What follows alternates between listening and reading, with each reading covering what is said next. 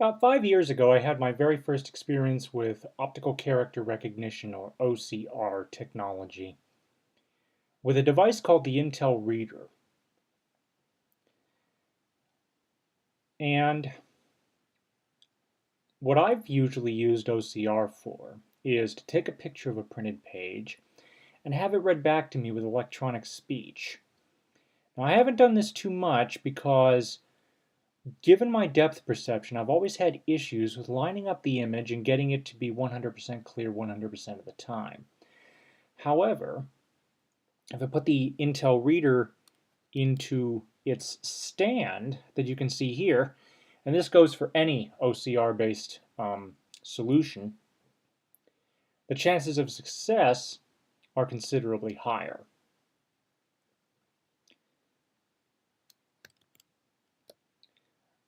More recently, there are some brand new devices on the market that allow for OCR use.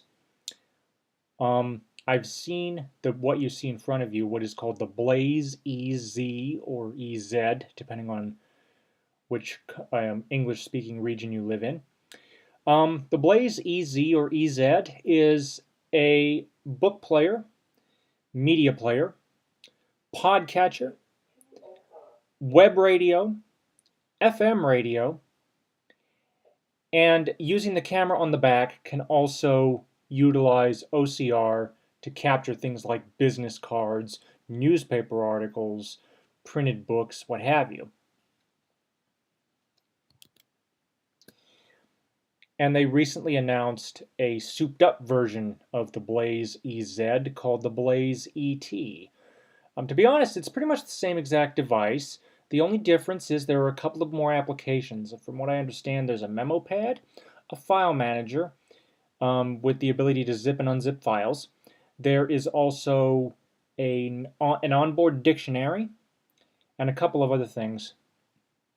Now, so this is the Blaze ET, and you can see here that there is an available stand, and this stand works with either unit, the Blaze ET or the Blaze EZ. And as you can see, you would line up your image here. I'll zoom in, make it easier to see. You would line up your image here, put the Blaze on the stand here, and the really cool thing is, unlike the Intel Reader, where you have to reach up to push a button, let's see, hang on a second, I need to, oh, here we go. Well, you either had to reach up to push a button, or you could push a button on the base, and I do apologize, it's been 5 years since I've seen the device. The Blaze EZ and ET, their equivalent to that is to utilize this remote, which is a bit more full-featured, and it's also a lot more compact, because the Intel Reader's, what they call capture station, is considerably bulky. And I know this from experience. This folds up into a briefcase, and it weighs about as much as today's low-end laptops. So it's not a lightweight device at all. Whereas with this, the stand here, from what I can tell, this is either cardboard or either high-end cardboard or flexible plastic. It just looks to be, a much lighter device.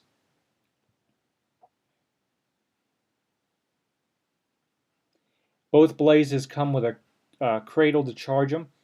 But again, like I said,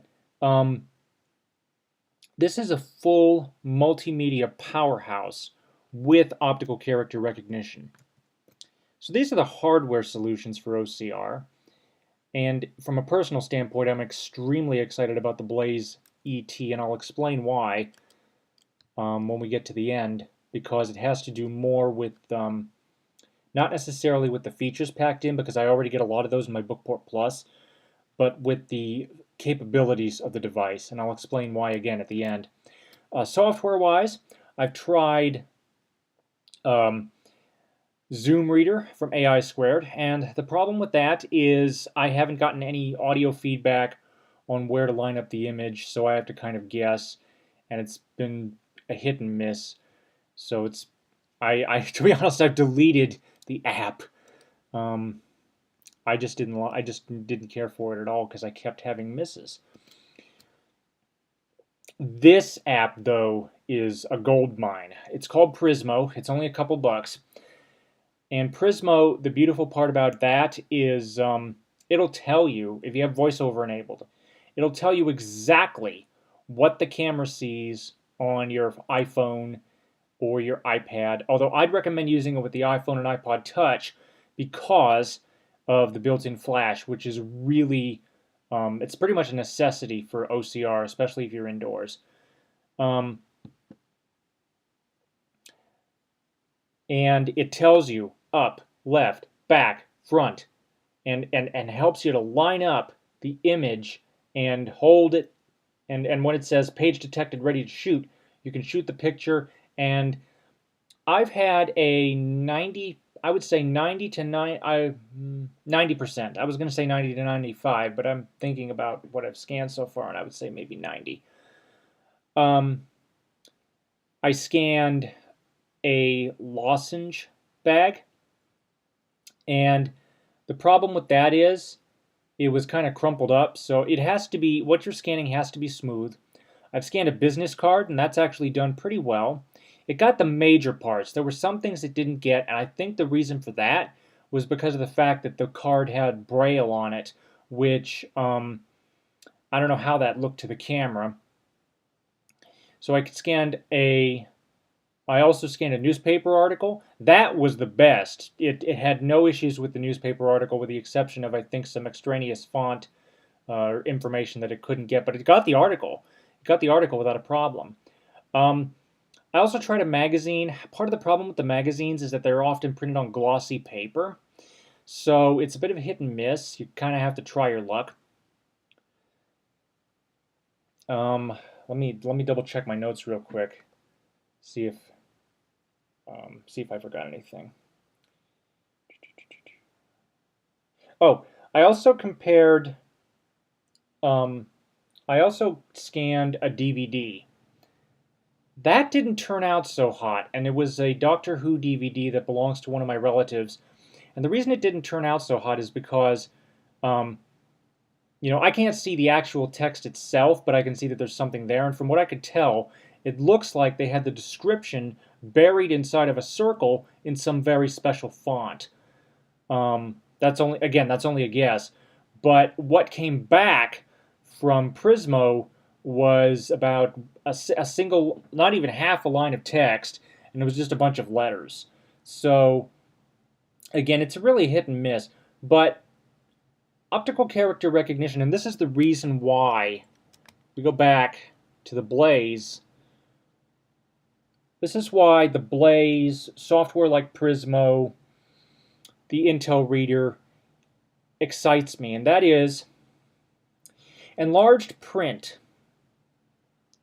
is cumbersome to develop in terms of what would be classified as having large print by the American Council of the Blind, which is essentially, I believe it's 18 point, recommended between 18 and 24. Myself, it depends on the font and it depends on the spacing, but I traditionally, if I want to be able to see printed information from the distance of any other person with normal sight, it would have to be at least 18, preferably 24. Now, I've gotten by with 16 in the past, but that's only because I've leaned in a little bit. If I don't want to lean in at all, then it's got to be at least 18. Producing a book at 18-point font, especially if you stick to standard binding, it's just not doable. So it's cumbersome to make,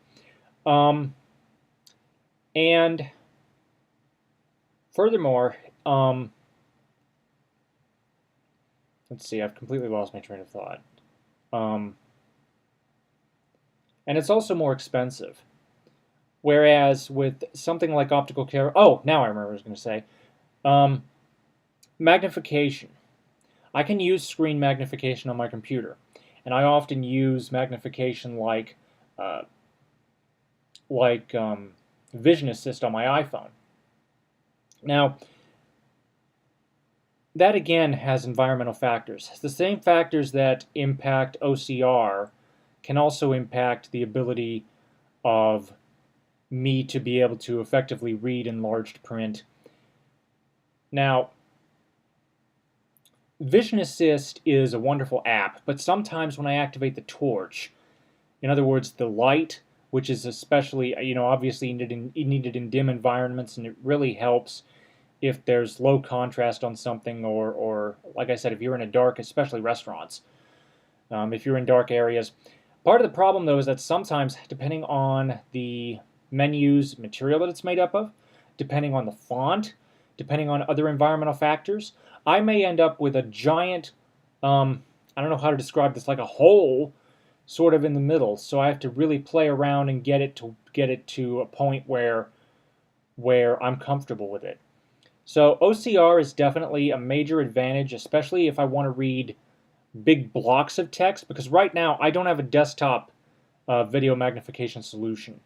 And these tiny little magnifiers, they're good for at-a-glance material, but not for extended periods.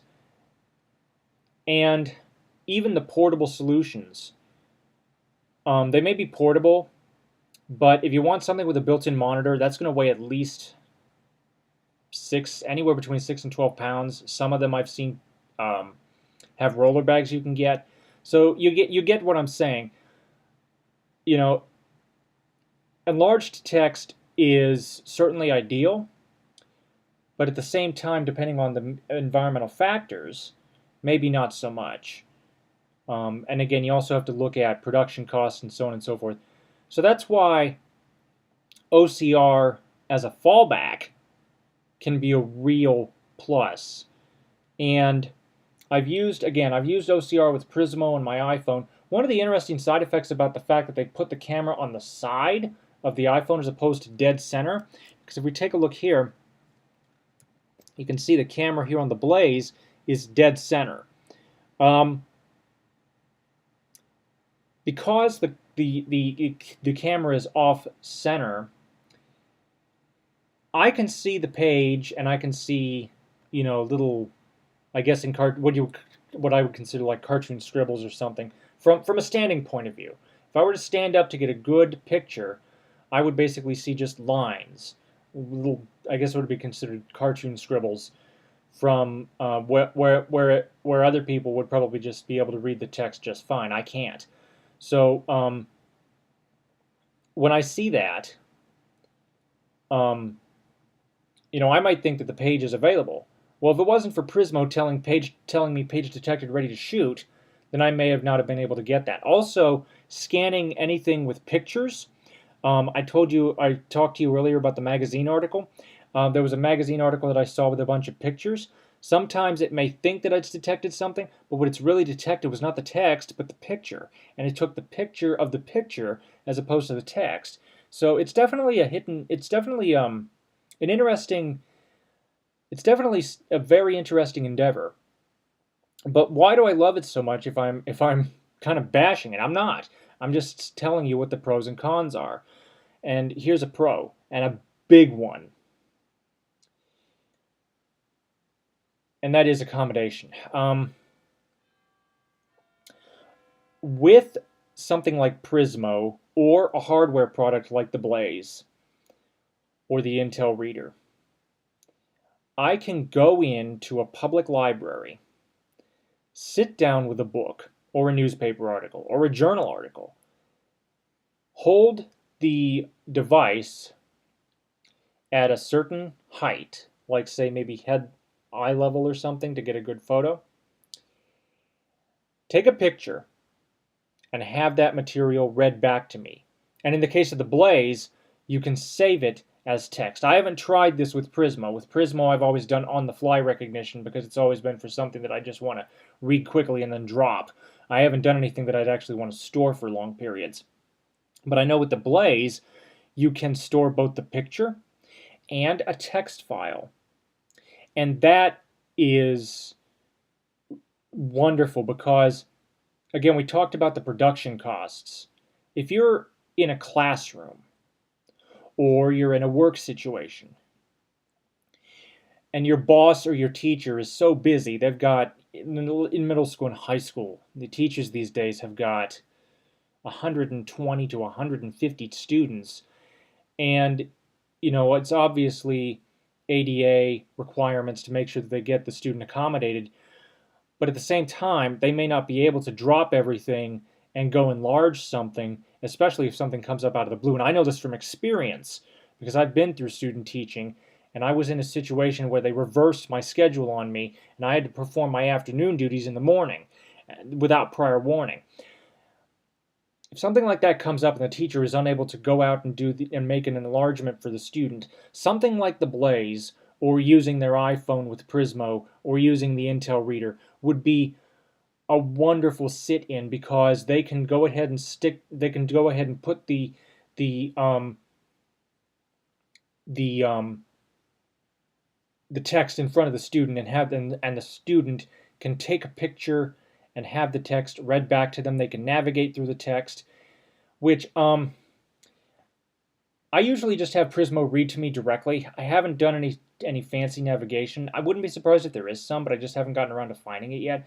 But in the case of a specialized device like the Blaze, there's a tactile keypad. You can move around the document and follow along with your class or with your coworkers. And you don't have to necessarily worry about enlarging. Now, in my situation personally, if I can use the magnifier, I'm all for it. But again, as I talked about earlier, there may be environmental factors that make in magnification not the perhaps it wouldn't be the best result at that point in time. As a result, using OCR as a fallback, basically not primary but secondary, but using OCR as a fallback could really come in handy. And it's also nice for at the end of a long day, your eyes are tired, you've been working. I personally have been working to get my thesis published commercially, so I've been busy with that. And when I'm done at the end of a long day, I don't want to have to put a magazine to my face to read it, or have to worry about doing lots and lots of scrolling with the magnifier app, with the Vision Assist. So it's nice to just be able to whip out Prismo, take a picture of a newspaper article or a magazine article, and have that read back to me without having to necessarily go through specialized channels that may not have the information that I want. So you get the idea here. OCR, in my experience, is a wonderful tool. Now, in the past, I may have been negative about it, and the reason I've been negative about it, my personal vision, I don't have depth perception. So as a result, I have been having a heck of a time trying to line things up. But now that Prismo's telling me exactly where to line up, I've been getting much, much better results and have been able to effectively use OCR as a tool. And I honestly think that for on-the-fly accommodations, OCR is honestly a wonderful thing. I would like to hear your thoughts. Thank you for watching. Comments are welcome, and have a nice day.